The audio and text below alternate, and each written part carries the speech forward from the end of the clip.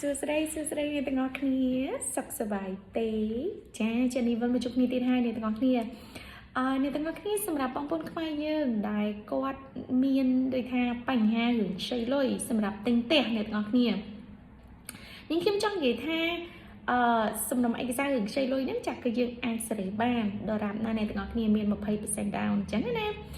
អញ្ចឹងពេលដែលយើង qualify ចំណូល income ចាដែលថាតើយើងអាចទិញបានតម្លៃប៉ុណ្ណាគឺយើងផ្ដោតសំខាន់ទៅលើដូចថាតើចំណូលរបស់គាត់មួយខែគឺចូលប៉ុណ្ណាអញ្ចឹងពេលដែលយើង qualify គឺកន្លែងខ្ចីលុយគេមើលចំណូលរបស់គាត់ហ្នឹងគឺយើងមើលថាតើចំណូលគាត់ចូលប៉ុណ្ណាចំណាយគាត់មានអីខ្លះអញ្ចឹងពេលដែលអ្នកទាំងអស់គ្នាខ្ចីលុយអត់បានមូលហេតុអីអានេះយើងនិយាយតែពីចំណូលទេយើងអត់និយាយរឿង credit គាត់ទេអ្នកទាំងអស់គ្នាព្រោះជាងការអ្នកខ្លះចឹងទៅចំណូលមានគ្រប់តែ credit អត់ល្អអញ្ចឹងណាអញ្ចឹង credit គឺជាចំណុចមួយទៀតតែថ្ងៃហ្នឹងគឺខ្ញុំនិយាយថាចំណូលបើសិនជាអ្នកទាំងអស់គ្នាខ្ចីលុយអត់បានមូលហេតុអីគឺដោយសារចំណូលរបស់គាត់អត់គ្រប់គ្រាន់ឬមួយក៏របៀបថាគាត់ដាក់ដោតលុយតិចពេកឬមួយក៏ដោយសារ credit គាត់មិនសូវល្អណាអញ្ចឹងអាហ្នឹងក៏វាយឹតយោងទៅតាមនឹងដែរប៉ុន្តែនេះខ្ញុំចង់និយាយថាបើសិនជាអ្នកទាំងអស់គ្នាខ្ចីលុយអត់បានតើយើងមានវិធីអីគេដែលអាចធ្វើបានចឹងដែលនាងខ្ញុំតែងតែចែករំលែកបងប្អូនខ្មែរយើងដែលថាបើសិនជាយើងខ្ចីអត់បានហ្នឹងមិនមែនយើងខ្ចីអត់បានទេយើងខ្ចីបានគ្រាន់តែគេឲ្យយើងខ្ចីតិចដល់ពេលដែលយើងចង់ទៅទិញផ្ទះនៅតំបន់ដែលយើងចង់ទិញហ្នឹងអញ្ចឹងវាទៅជាលក្ខណៈមួយចំណូល income យើងគ្រប់គ្រាន់អញ្ចឹងមិនមែនថាគេឲ្យខ្ចីទេដោយសារយើងខ្ចីបានតិចអញ្ចឹងឧទាហរណ៍ថាតំបន់អ្នកទាំងអស់គ្នាហ្នឹងយើងចង់ទិញតម្លៃ 70,000 តែចំណូលអ្នកទាំងអស់គ្នាគេឲ្យខ្ចីហ្នឹងតែ 50,000 ទេអញ្ចឹងយើងខ្វះ 20,000 ទៀតអញ្ចឹងពេលដែលចំណូលអ្នកទាំងអស់គ្នាឲ្យខ្ចីតែ 50,000 ដល់ពេលយើងចង់ទិញផ្ទះ 70,000 យើងត្រូវធ្វើម៉េចអញ្ចឹងយើងត្រូវធ្វើម៉េចយើងត្រូវសេរីអញ្ចឹងយើងមានចំណុច3ដែលយើងសេរីបានចំណុចទី1គឺអ្នកទាំងអស់គ្នាខ្វះចំណូល income អញ្ចឹងបើអ្នកខ្លះគេហៅថាបងប្អូនជួយឆោតទិញផ្ទះឲ្យហ្នឹងយើងប្រើពាក្យគេហៅ co-sign ហ្នឹងជួយអមឈ្មោះយើងជាមួយគ្នាហ្នឹងគឺដោយសារគាត់មានចំណូលអញ្ចឹងគាត់យកមកបូកជាមួយយើងចូលគ្នាទៅគាត់អាចទិញផ្ទះនឹងគ្រប់អញ្ចឹងមានន័យថាលក្ខណៈថាឥឡូវដូចខ្ញុំនិយាយចឹងអ្នកទាំងអស់គ្នាខ្ចីបានតែ 50 ទេអញ្ចឹងទៅយកពីណាមក 20,000 ទៀតព្រោះតែដែលយើងឆ្លាញ់ហ្នឹងវា 70,000 អញ្ចឹងអ្នកទាំងអស់គ្នាត្រូវទៅយកបងប្អូនត្រូវទៅប៉ឹងពួកម៉ាក់ត្រូវទៅប៉ឹងអ្នកណាគេហ្នឹងដែលគាត់មានចំណូល income យកមកបូកជាមួយយើងហ្នឹងអញ្ចឹងឧទាហរណ៍ថាចំណូល income គាត់ខ្ចីបាន 20,000 ចំណូល income អ្នកទាំងអស់គ្នាខ្ចីបាន 50,000 អញ្ចឹងយើងទៅទិញផ្ទះ 70,000 បានហើយ plain and simple អញ្ចឹងបានន័យថាយើងឆ្លាញ់ផ្ទះ 70,000 តែគេឲ្យយើងខ្ចីតែ 50,000 ទេអញ្ចឹងយើងខ្វះ 20,000 ហ្នឹងគឺយើងទៅយកចំណូល income បងប្អូនយកបូកចូលគ្នាទៅដើម្បីឲ្យខ្ចីលើហ្នឹងដើម្បីយើងទិញផ្ទះ 70,000 បានអញ្ចឹងណាហ្នឹងគឺទី1គឺយើងបូកចំណូល income ហ្នឹងទី2គឺយើងយកលុយ down អញ្ចឹងឧទាហរណ៍ថាផ្ទះអ្នកទាំងអស់គ្នានៅតែទិញតម្លៃ 70,000 ដូចគ្នាតែចំណូលគេឲ្យខ្ចីនេះតែ 50,000 វិលត្រឡប់ទៅវិញគឺនាងខ្ញុំនិយាយតួលេខតែហ្នឹងដើម្បីកុំឲ្យមានភាពច្រឡំចាអញ្ចឹងបើអ្នកទាំងអស់គ្នាមានសមត្ថភាពដាក់ 20,000 ចូលទៅក្នុងផ្ទះហ្នឹងអញ្ចឹងអ្នកទាំងអស់គ្នាទិញផ្ទះ 70,000 បានហើយព្រោះអីគេឲ្យយើងខ្ចីអ្នកទាំងអស់គ្នាត្រូវដឹងថាពេលដែលគេឲ្យយើងខ្ចីហ្នឹងមិនមែនគេចេះតែសេរីពីព្រោះដោយសារចំណូលដោយសារសំណុំឯកសារយើងហ្នឹងលទ្ធភាពរបស់យើងហ្នឹងរាល់ខែហ្នឹងគឺយើងមានសមត្ថភាពបង់បានតែផ្ទះ 50,000 ទេគឺយើងអាចមានសមត្ថភាពបង់ផ្ទះ 70,000 ទេអញ្ចឹងអ្នកទាំងអស់គ្នាត្រូវមានលុយ down ចូលពីក្នុងហ្នឹងឬមួយយើងទៅយកបងប្អូនដែលមកជួយ co-sign ឲ្យយើងព្រោះដោយសារបងប្អូនគាត់មានចំណូល income 2,000 ទៀតពីលើឬមួយក៏ 20,000 ខ្ចី 20,000 ពីលើហ្នឹងអញ្ចឹងណាអញ្ចឹងគេឲ្យយើងខ្ចីតែ 50,000 នេះព្រោះមួយខែចំណូល income យើងមានលទ្ធភាពបង់ប្រគប់តែ 50,000 ហ្នឹងទេអញ្ចឹងដល់ពេលយើងចង់ទិញផ្ទះ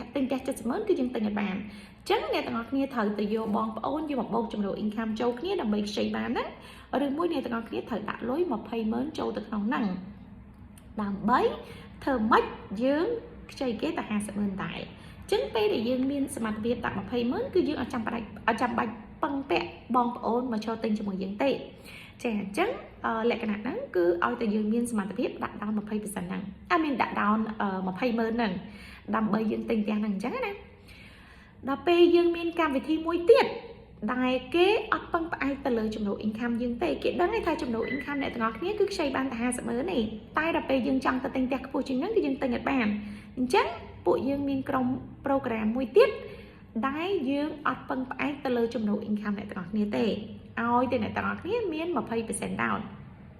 chắc nên khiêm trong vậy tha 20% down á cứ dùng ta tam ta lại tiền năng trong cái tiêu ta tiền năng dương trong bán cứ ta lại chất sớmเอาแต่เนี่ยตอนนี้มีนมา20% down คือเนี่ยตอนนี้ไอ้ติงปลาในตลาดจะเสมอนั่งแจกปีพูดได้ซาไอ้ยืนมีการวิธีโปรแกรมได้เหมือนปังไอ้ตะเลยจำนวนอินคัมนั่งมูลค่าไอ้นั่งโปรแกรมยังใช้บ้านจังเอาไว้เด็กเกสำคัญสำคัญตะเลยโปรแกรมนั่นคือยืนถือมีนมา20% down ให้เยอะจังยี่ท่ามันปังไปตะเลยจำนวนอินคัมนั่นคือธรรมดาโปรแกรมนั่นโดยซาเกออดเซอร์จิกรูโรสหน่อไม้ก็ซะธรรมดาการแผลถึงผู้ชิงนังติดในตลอดเนี่ยใต้เป็นในตลอดเนี่ยมีสมรรถภาพดักแบบไพเมอร์นั่งให้จำนวนอินคัมจำนวนในตลอดเนี่ยจังตัวเต็งเตี้ยผู้ชิงนังติดกับบ้านได้เอาแต่ยืมมีมา20%ดาวจ้ะจังในตลอดเนี่ยสำหรับวิดีโอนั้นคือจังยี่ท่าบ้านเนี่ยตลอดเนี่ยใช้เลยอัดบ้านมูลค่าไอ้จังยืมมีจำนวนใบเดียวยังใหญ่นั่นคือจำนวนอินคัมเยอะคือยืนโยบองปอนมาช่วยอ้อมหรือมาช่วยโคซานเยอะหรือมาเยอะแต่ดักลอยดาวจราจริงนะหรือมาเยอะแต่โยโปรแกรมแต่ออกใช้อินคัมนั่งจัง plain and simple แต่เบอร์เซ็นต์จีแหลกหน้าท่าจุนการในคลาสก็มีสมาธิภดาวมา20%เต้ก็มีสมาธิภดักมา20%เต้จังคือเยอะthờiแต่ปังแปะบองปอนเอามาควอลไฟให้แต่ในตอนที่แต่ดันท่าพอมาได้แต่ยืนดักบองปอนควอลไฟdương tính khoa là chia để tha và đỏ son dạng nào mấy dương thật đỏ chung cái tranh phô kế mình chỉ mình chặt cái quản chui khâu sang cái dương eventually mà chỉ nằm bị nắm để tao khi thật đỏ chung tranh phô bản thân chỉ còn đặt trôi trong người dương qua trong ta tình tiền ngày khói của bà bạn này bàn tay dạng nào mấy ngày tao nghĩ ai tình bàn chẳng trong người tha program cứ vì miền vì dân dùng ta lời cả lại để sạc bong bong ôn mình nè chẳng bản thân chim đầu income dương cục khoán chẳng ngày tao nói trong đào lôi tích trên nâng các bạn dương đặt 3% các bạn 5% các bạn này dương 300 đo đặt 1% này cuối vậy tới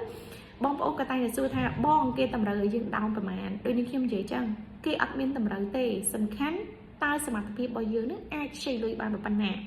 ព្រោះបើសិនជាសមត្ថភាពយើងใช้លុយបានតិចហើយយើងអត់មានលុយដោនទៀតចឹងការយើងទៅទិញផ្ទះក៏វាពិបាកដែរ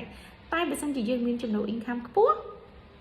ដល់យើងអត់ត្រូវការខុសសាញត្រូវការអីហ្នឹងហើយតម្លៃផ្ទះដែលយើងទិញវាសមរម្យទទួលយកបានបើអ្នកទាំងអស់គ្នាចង់ដោន 5% ក៏បានដែរគ្រាន់តែថាធម្មតានេះខ្ញុំមិនដឹងថាអ្នកទាំងអស់គ្នាភ្លេចនៅឯពេលដែលយើងដាក់ខុស 20% ដោនយើងមាន mortgage insurance មានអីប៉ុន្តែចង់និយាយថា